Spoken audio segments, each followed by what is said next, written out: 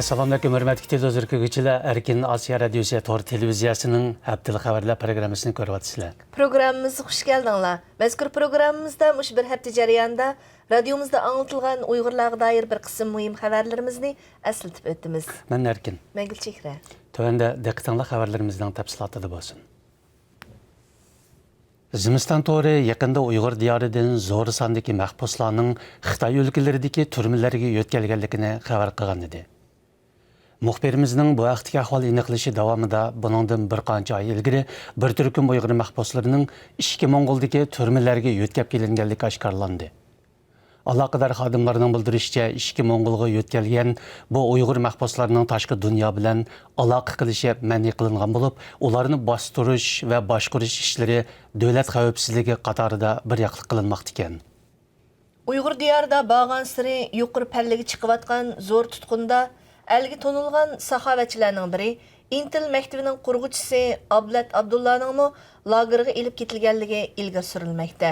Bu yıl 32 yaşa kirgan Ablat Abdullah öz aldığa igilik tiklab bay bolgandan keyin 70 neçə muntizim o'qituvchisi bo'lgan Intel kasbiy texnika tarbiyalash maktabini ichib bir qism namrat Uyg'ur o'quvchilarni haqsiz ma'rif bilan ta'min etib kelgan ekan.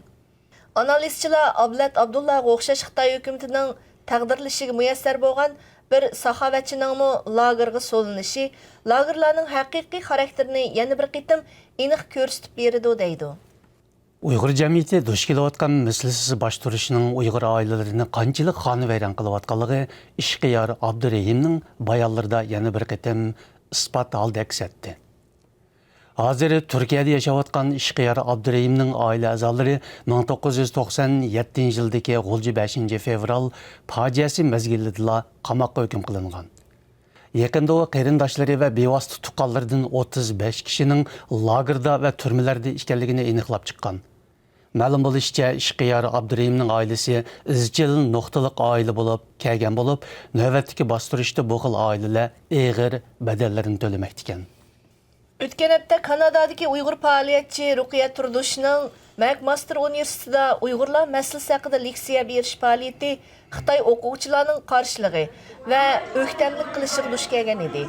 Keyincha bu ishlarga Kanadadagi Xitoy elchixonasining bevosita aralashganligi va o'quvchilarga qanday ko'rsatma berganligi oshkor bo'lgan. Vaqadan keyin bu ahvol Amerika va Yevropadagi cho'ng axborot vositalarida maxsus xabar qilinib, Xitoy hukumatining Xitoy o'quvchilar orqali chet ellardagi Uyg'ur davosiga qanday qo'l tiqayotganligi haqida cho'ng g'ulg'ul qo'zg'aldi.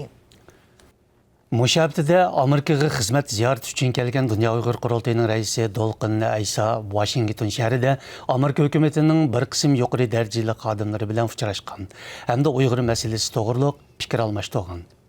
Bu qitimliq uchrashishda Dunyo Uyg'ur qurultayi rahbarlari Amerika Davlat Majlisida to'linishtirilmoqchi bo'lgan Uyg'urlarga doir ikki qonun loyihasiga munosabatli ishlarni tafsiliy muzokara qilgan.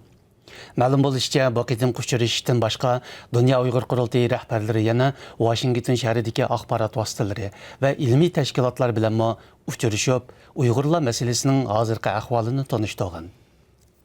Uyg'urlar duch kelayotgan siyosiy bostirishlar haqida oliy bilim yurtlaridagi o'quvchi va o'qituvchilarga ma'lumot berish maqsadida mushabda ichida Amerikadagi Indiana universiteti va Pensilvaniya universitetida maxsus muhokama yig'inlari o'tkazildi.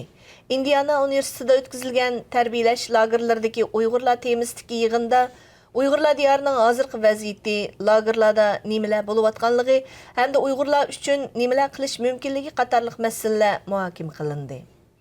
Pensilvaniya universitetida o'tkazilgan bir kunlik maxsus yig'inda Xitoyning o'tgan 30 yil mobaynida inson haqlarini qaysi darajada oyoq osti qilib kelganligi, bu jarayonda Uyg'urlarning qanday badal to'laganligi hamda to'layotganligi tafsiliy muzokara qilindi.